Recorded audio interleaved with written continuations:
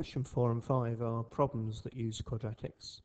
The girl's thinking of a number, so we call it x. She then squares it, so we've got x squared, and then adds on 3 times the original. Well, the original was x, 3 times the original is 3x, and she added it on. It gives a total of 40, so we'll write equals 40 at the end here. Now we can just rearrange this equation, take the 40 from both sides, and you can try and use a quadratic formula if you want to, but you may as well try and factorise it first. 2 numbers at times to give 40 are 8 and 5. Plus 8 and minus 5 gives the minus 40 we want, and they go to give the 3. This tells us that one answer could be x is minus 8, and the other answer tells us that x is 5. So there's 2 possible numbers the girl could have thought of.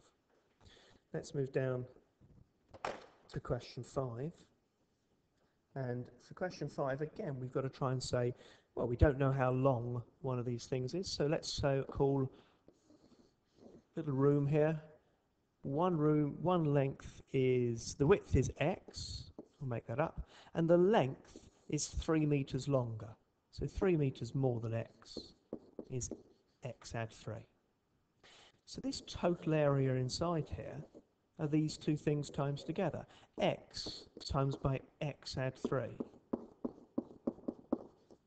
And we're told that the total area is 304. Let's multiply out this bracket then.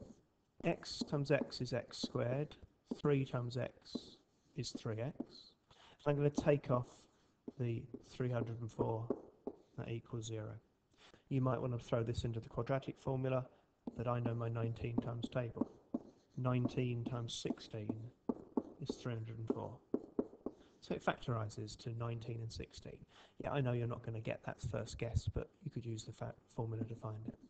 This tells us that one answer could be minus 19, but you couldn't really have a rectangle with a side of minus 19. This tells us that x is 16.